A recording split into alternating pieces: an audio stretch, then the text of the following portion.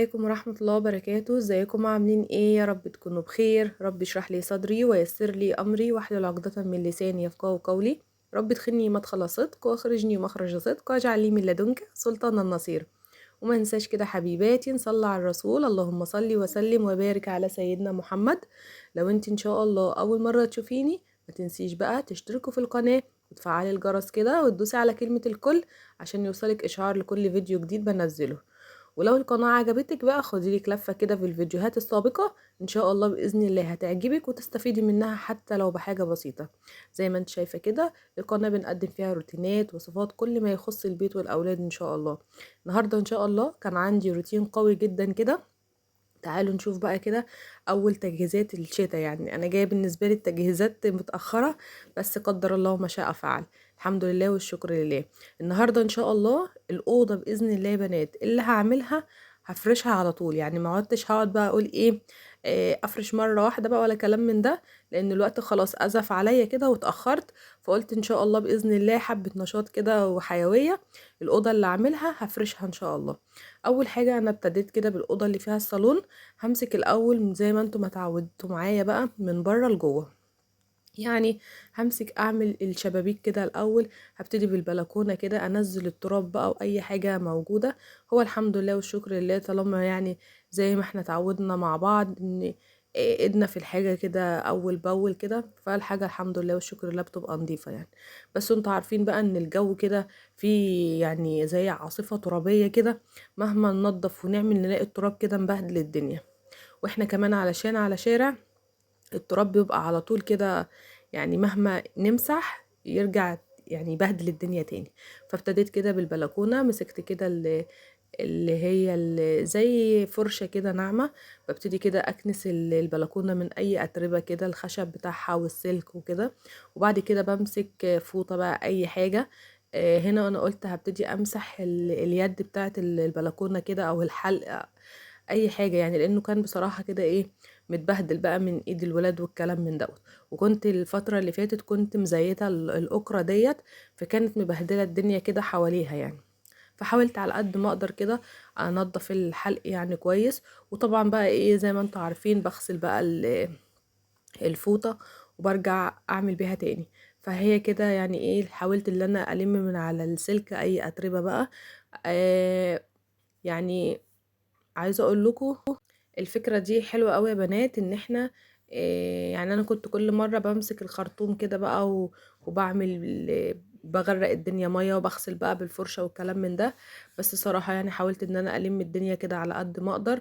وفي نفس الوقت ما بعرفش ان انا يعني اشتغل شغل كروتة اللي هو هضحك بيه على نفسي وانا هبقى مش مرتاحة يعني. فابتديت ان انا اعمل بالقماشة كده زي ما انتم ما شفتوا كده. خلصت البلكونة ودخلت كده ايه يعني على البلكونه ذات نفسها. انا كنت خلصت الخشب بتاعها وهنا هعمل البلكونه. ابتديت كده ان انا اغسل الحيطان ذات نفسها يا بنات. لما باجي انشر ولا حاجه بلاقي هدومي اتطربت خالص واتعفرت كده. السور ذات نفسه بتاع البلكونه مطرب. فابتديت ان انا ارش عليه ميه كده واغسله. والحتت اللي هي كانت عامله زي تراب بطينه كده عملتها. وغسلت الارض بقى. وبصوا اكيد انتوا شفتوا بقى كميه التراب اللي كانت نازله يعني حلوه قوي ما شاء الله. ورجعت شطفت تاني كده بشطفه ميه. ونشفت معايا البلكونه وبقت كده بسم الله ما شاء الله زي ما انتوا شايفين كده. الحيطان والارضيات البلكونه كلها كده خلاص بقى نضفت معايا بالشباك يعني بالحلق بتاع البلكونه. يعتبر كده انا خلصت بره. يلا بقى كده نخش على الاوضه على طول ونشوف هنكمل ازاي مع بعض.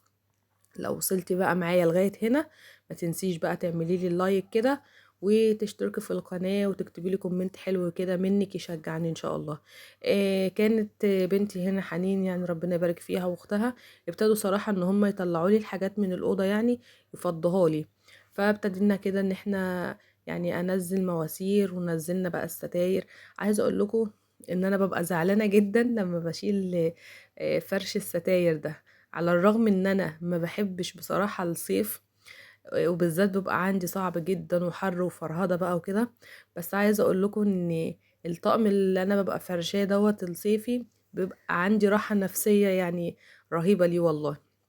بس في نفس الوقت بحب كده ان انا يعني ايه كان عندي فرش قديم والفرش اللي هو الجديد ده، فبحب من وقت للتاني كده بغير. فقلت مش مشكلة بقى ايه افرش القديم كده، لان انتوا عارفين يعني الشتا داخل كده ايه بسم الله ما شاء الله بزعابيب وبتراب وكده. فقلت بقى ايه مش مشكلة، وفي نفس الوقت عشان نحس بتغيير يعني. ابتديت هنا برضو ان انا افتح الشباك بتاع الاوضه دي. الاوضه دي فيها شباك وفيها بلكونه. نفضت كده الشباك معايا تنفيضه حلوه، ومسكت الصالون برضو نفضته تنظيفه حلوه كده. هو بسم الله ما شاء الله زي ما انتم شايفين كده. احنا كنا عاملينه في فيديو قبل كده مع بعض برضو. يعني بسم الله ما شاء الله. انا المره دي مش همسح القماش ولا حاجه، لان القماش بصراحه حسيته نضيف معايا. فقلت لا خلاص كده يعني ايه. دايما بعمل له غسله كده على الناشف يعني. بس بصراحه المره دي لقيته نضيف. طبعا بعد ما نفضت الشباك وكده، طبعا انا عندي هنا الشبابيك بتاعتي الخشب من عزم الغسيل بقى يا بنات، والشمس والكلام من دوت بتقشر. فلازم كده بعد ما بنفض الشباك بلم بقى ايه اي حاجة كده انا طلعتها، علشان ما تقعدش بقى ايه تيجي في رجلي من هنا لهنا وتبهدل الدنيا تاني. وجبت الموب دوت. انا النهارده استعنت بجردلين والله. استعنت بالموب دوت علشان خاطر ان انا اعمل بيه الحوائط، واستعنت بالجردل التاني عشان ان انا انضف بيه الارضيات.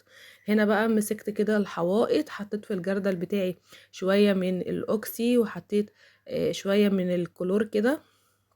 عايزة اقول لكم كانت ريحة الأوضة والله العظيم تحفة. يعني كل ما بننضف حاجة كده وربنا بيعيننا بقى، يعني بحس بصراحة كده بالنظافة والانتعاش، وروايح بقى الربس والروايح الجميلة دي بتبقى حلوة أوي والله في الوقت ده. فربنا يعين كل واحدة فينا كده وربنا يدينا الصحة جميعا يا رب. ونحمد ربنا طبعا على كل حال، اللهم امين. كده بقى زي ما انتم شايفين الحيطة بقت معايا. بصوا هي بتتكلم عن نفسها يعني. بصوا بقى تعالوا كده بقى ايه بعد ما خلصت الحوائط، الجنب اللي بخلصه على طول بعمل تحته زي ما بقول لكم كده، لان الموب دوت مش بيعمل لي اللي هو الوزره بتاعت البلاط حلو. فبرجع اعيد عليها كده باللي هي ايه الشرشوبه العاديه دي. عايزه اقول لكم ان الشرشوبه دي جميله جدا جدا جدا، وبنصح اي حد بيها والله، لانها بتشرب الميه، وفي نفس الوقت بتلمع الارض حلو، او بتلم يعني اي اتربه، اي شعر، اي حاجه. بصراحه جميله جميله جميله. هنا بقى ايه زي ما بقول لكم الجنب اللي انا بمسحه برجعه كده على طول، عشان احس كده يا بنات ان انا بنجز يعني. فكده كنت خلاص بقى مسحت الأوضة كلها كلها، يعني حيطان وأرضيات وأي حاجة بلاقيها في الأرض كده لازقة زي ما انتوا ما شفتوا كده بشيلها. وكده بقت الأوضة معايا بسم الله ما شاء الله يعني. هي بتتكلم عن نفسها والله. ما نسيتش معايا طبعا الإزاز بتاع النيش دوت.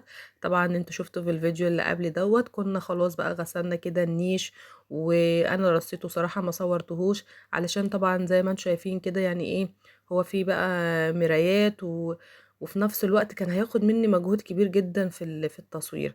فقلت اختصر بقى زي ما بقول لكم كده الوقت جه يعني عليا ازف. فقلت اخلص بقى.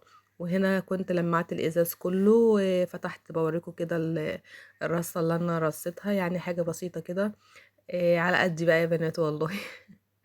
بس الحمد لله والشكر لله زي ما بقول لكم كده، ادعوا لي بس كده بالتوفيق وتيسير الحال. نفسي كده في حاجات كتير باذن الله يعني اجددها في الشقه.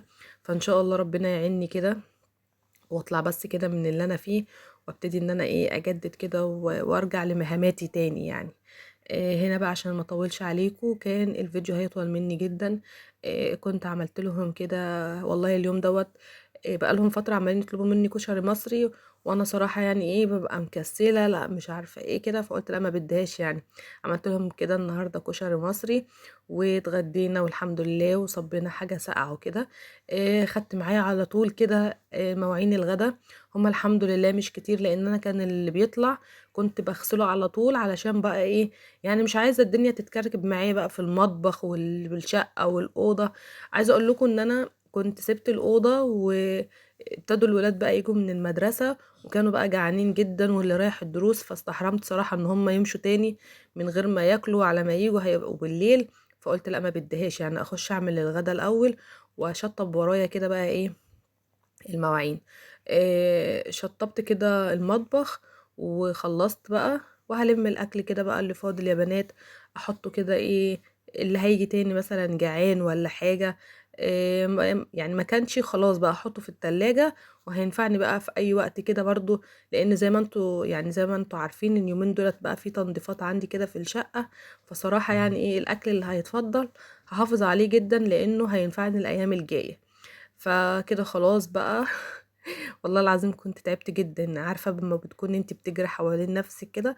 انا كنت اليوم ده كده والله، يعني فعلا الشغل بقى كتير على الواحد، واليوم ما عادش يعني مكفي الواحد. فربنا يعيننا يا رب ويعين الجميع. هنا زي ما قلت لكم كده خلاص بقى لميت الاكل كله اللي فاضل كده، هبتدي اغطيه، وسبت دوت بس لان ابني كان لسه هيجي من الدرس. فكده الحمد لله بقى غديتهم وخلصت مطبخي كده وشطبت اللي ورايا هناك، ورجعت للأوضة تاني. كان فاضل بس حاجات بسيطة، قلت بقى عشان يعني احس بقى كده بالتغيير وبالنظافة، افرش كده بقى البياضات ديت. كنت طبعا غسلاها وشايلاها يعني، فابتديت ان انا افرشهم كده بالشكل دوت. يعني حاجة بسيطة كده والله بتحسسنا ان احنا عملنا حاجة يعني. يعني عند ما فرشت كده البياضات كنت خلاص بقى وصلت لحتة الراحة النفسية بقى. وهنا بقى كنت خلاص بقى يعني نسيت اوريكم بقى اللحظة بتاعة المعطر ديت، نسيت يعني نسيت احطها اصلا في الفيديو، بس يلا مش مشكلة، قدر الله ما شاء فعل. وادي كده يا بنات الأوضة بعد ما خلصتها كده، خلصتها وخلصت والله، بس الحمد لله والشكر لله.